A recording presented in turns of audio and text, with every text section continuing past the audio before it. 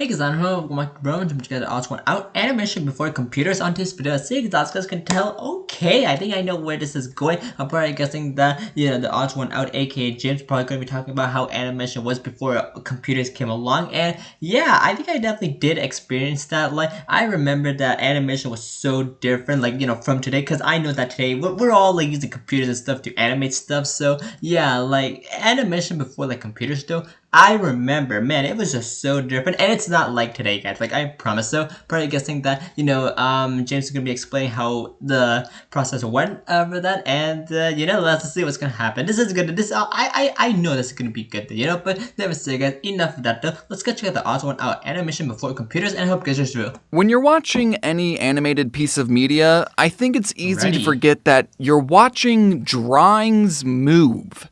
Excuse me? What kind of Harry Potter dark magic is this? Since when did drawings move? I drew a picture of a dog once, but it hasn't moved at all, not even to play fetch.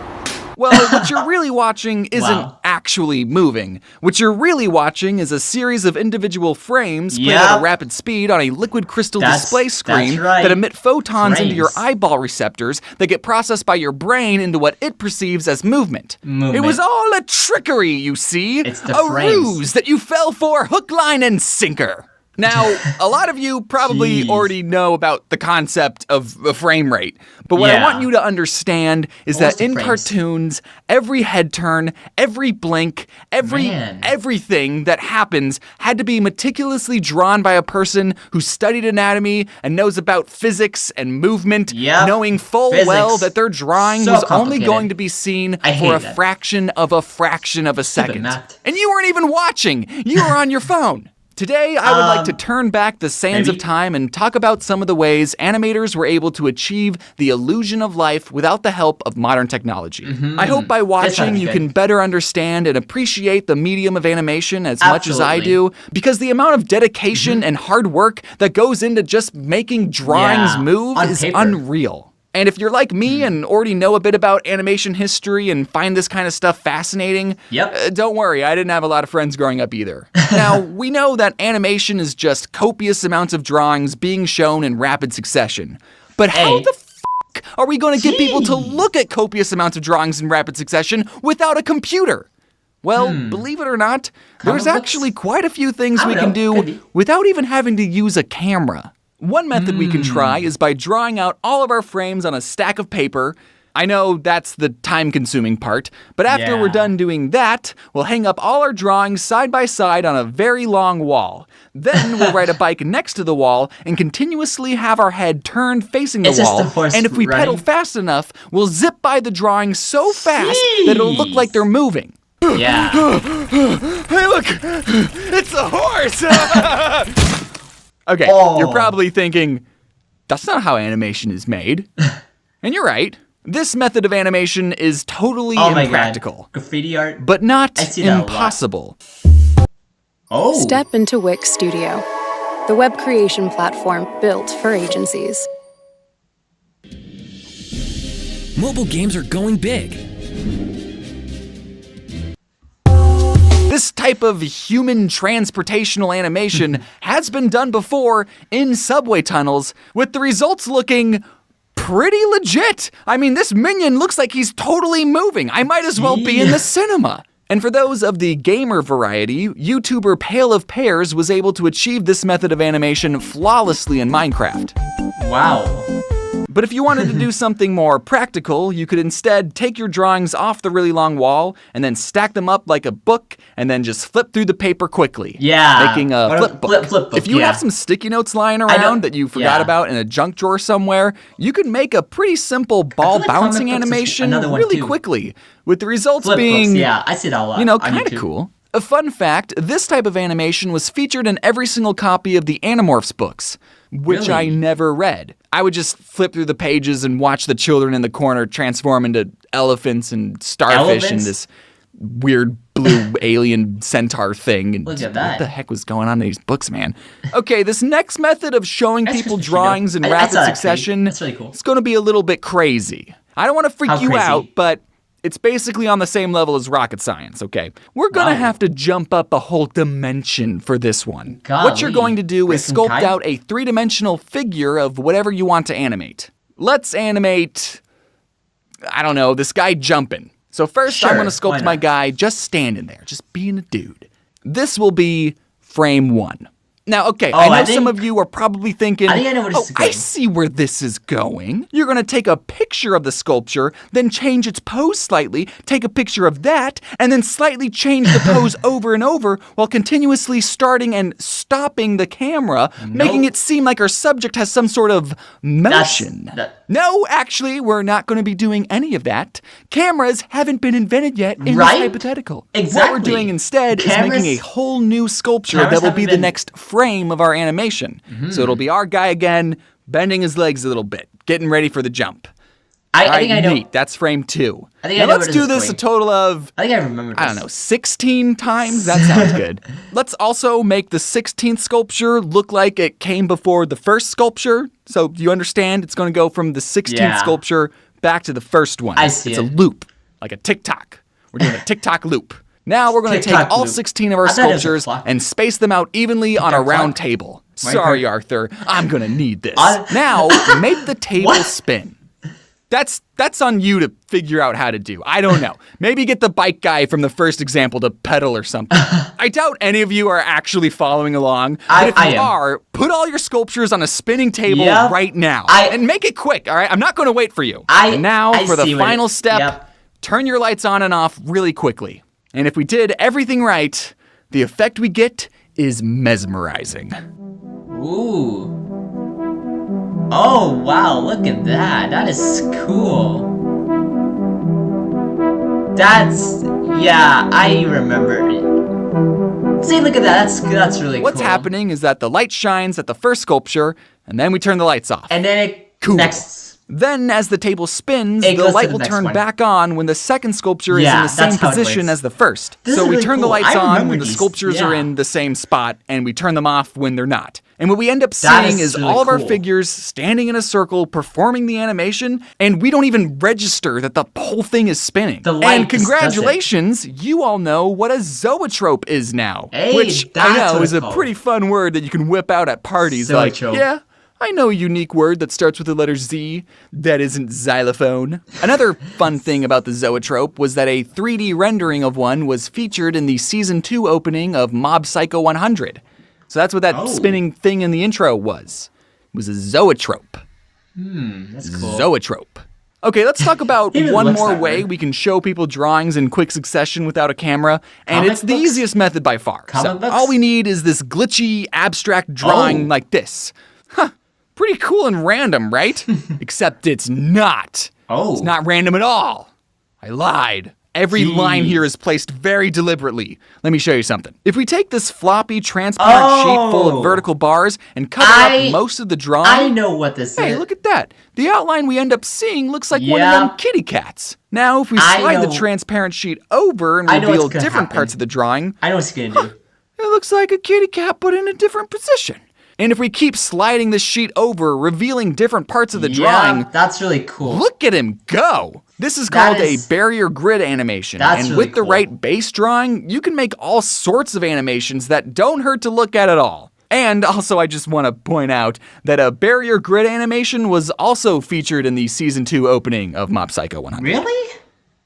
Hey, do you guys want to watch anime later? So all these different methods of showing people drawings in quick succession...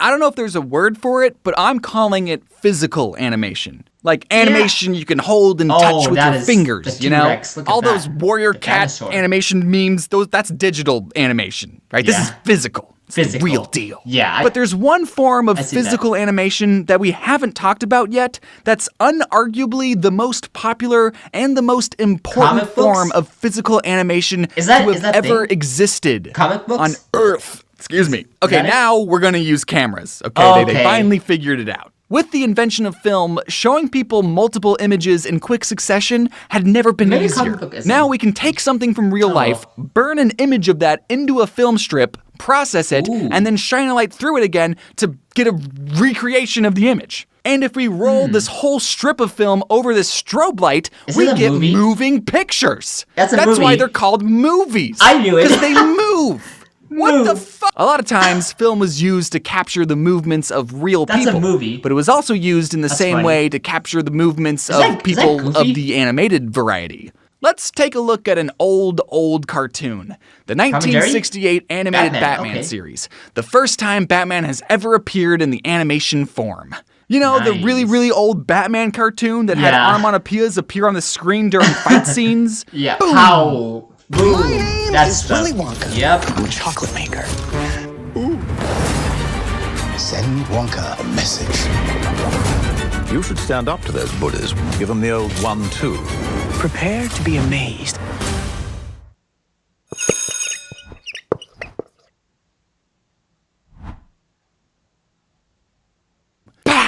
All those onomatopoeias. Except they didn't. They didn't do that in the cartoon. Visually showing the verbiage of impacts was exclusively an Adam West thing. In the cartoon, you gotta see those impacts. Hey, can I ask you a thought-provoking question? What the f am I looking at? I know it's Batman high-kicking a goon, but how is it moving? This frame was captured on film, so there had to be a physical camera to capture it, right? So where is this drawing? It's not on a computer. Computers in the 60s looked like this. So where is this? So every animated movie and animated TV show and animated anime before the year 2000-ish used what's called cell animation. This frame of Batman was hand-painted, that's right, painted with special paint onto a transparent celluloid sheet, or cell. And then this transparent sheet was laid on top of a hand-painted background, and then this goon that got kicked, well, he had to be painted on his own cell sheet too, and then this image of sandwiched art was captured onto a film thing, a strip. Then the Batman cell would come off and be replaced by a whole new hand-painted cell of Batman, and then that frame would be captured, and then the whole process would repeat again and again until the shot was done. This one shot that lasted a little over a second used 14 different hand-painted drawings of Batman, and the goon had 6, just for a second. Now, because having to hand paint 20 different images for 1 second is insane, there are some things we can do to cut corners without having to sacrifice too much quality. Like in this shot, Robin takes 5 frames to turn his head, but his body doesn't move, so we can paint his body once on its own cell, and now we only need to paint 5 different heads. And since we already have all the frames painted, we can just use the same frames in reverse to make his head turn the other way. And you don't need to pay a background artist to paint a background if you just use blue. A big part of cell animation was being able to animate pieces of a character independently of each other. That's actually why so many old cartoon characters had accessories around their necks, so the animators could separate the characters' heads from their bodies, making it easier to animate. Fred wasn't rocking that ascot just because it was trendy. One of the nice things about using a computer to animate is that you can play back what you've animated and clearly see if your timing is correct and if there's any quick adjustments you can make. Being able to see what your previous frames are is so important there's actually a term for it called onion skinning. But animators pre-2K didn't have computers to re-watch their work, so here's what they did instead. Before they even put paint onto a cell, they first had to draw all their frames out onto a piece of paper. And they didn't work on the frames in chronological order. Like, they didn't go, okay, I just drew the first frame of Batman. Okay, here's the second frame of Batman. Okay, I'm gonna go do the third frame of Batman. Okay, you do the fourth frame though. That way of animating is called straight-ahead animation, and some people use it, but the results look pretty chaotic, but it's still used pretty effectively for effects and concert visuals. But most of the time, animators will animate a character from pose to pose. They'll draw out all the important key poses a character will make on paper, and then they'll hold the pieces of paper between each of their fingers, and then quickly flip between their drawings just to get an idea of what a drawing that goes in between those key poses would look like. That's called in-betweening, just so you know. And they still wouldn't be able to get a full playback of their animation until every pencil drawing was captured on film and processed. They just had to trust their page-flipping technique and their highly trained eyeballs and go, yeah, that looks about right. let's bring out the paint. And because there are hundreds of shots all having to be animated without a computer, can you really blame the animators that some shots of Batman looked like this? No. Or this? It was old, remember? Yeah. Old things are bad. Okay, I kind of have a secret. Remember when I said, let's look at an old cartoon? Mm-hmm. Well, I might have overemphasized how old the Batman cartoon is. By the time the Batman cartoon came out, the movie Bambi had been out for 25 years. What? And are you aware of how f***ing fluid the animation in Bambi is? Dude, Bambi goes so f***ing hard. Walt literally brought in deer from the f***ing woods into their studio just so the animators could be like, oh, that's neat. That's how deers move. I understand this more now. What? What the f***? I Bambi? honestly thought the Batman show came out way earlier in the animation timeline because of how it looked. Obviously, these two things were created by different studios with different animators and different budgets. Yep. And DC TV and, animation always has to create more animation per budget. But all the same techniques and equipment used to make an episode of Batman were the exact same techniques and equipment used to make an episode of Bambi. I don't mean that as a dunk on Batman. I'm more so impressed with how amazing Bambi looks, especially since while it came out, World War II was currently happening. So because celluloid sheets were used to animate every TV show, movie, and anime there has ever been before the year 2000-ish, by my calculations, there are millions of cell sheets out there. Golly. Like this single frame of Batman kicking, it's on a cell sheet somewhere. And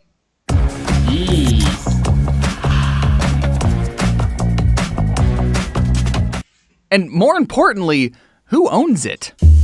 Many of the cells that still exist have been sold to the general public. But because of how the paint and time works, cell sheets need to be kept very well preserved. So since cells are very hard to preserve, and because they're not making any new ones, some cells are worth a lot of money. This cell and original background from My Neighbor Totoro sold for $84,000. While I'm writing the script, there's currently an auction going on for this cell from the Jungle Book for $10,000. And I own this cell of Squidward laughing that I got at a convention for $300. Wow. It's not an original background. The background's a print, and it's actually not even the correct background for the shot.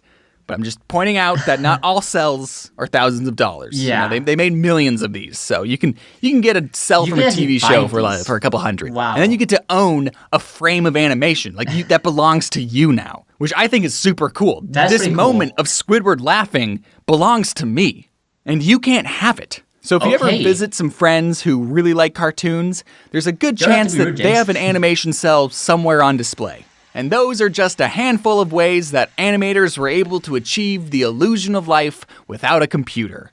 And I do just want to say, just because something was animated on a computer doesn't make it any less artistic. Yes, computers make the process easier and more streamlined, absolutely. It's still a human expressing their creativity and being in control of that. Did you hear me? It's a human expressing themselves. And being in control creatively. I hope you enjoyed learning a bit about animation history. There's still quite a few things that I didn't get to cover, like how did Walt animate this panning, parallaxing shot of Bambi where the trees move on separate layers? What kind of technology did they create to make trees move at different speeds? So much hard work and talent is involved in every piece of animation you see, and because of animation, we're able to tell incredible stories that are nothing like anything we ever see in our day-to-day lives. And before I go, can we talk about the intro to the Batman series, please? She can't get over with my God. Wow. I just want to go over some quick... Anyway, guys, that does it for, the TheOdd1sOut animation before computers. Yeah, that was definitely interesting. Man, there has been, so many changes to, animation. Like, oh my goodness, like, today, we of course, use computers, but, back then, oh my goodness, animation was so different. Just like how, James said, man, there was, so many ways to, animate, and it was just wow, mind-blowing, you know? And man, he can't get over the back of Batman. Oh my god, he really must have loved that show. Like, come on. But never so guys, that does it for this video. Hope you guys will have a fantastic day, and I'll see you next one. Peace, buddy.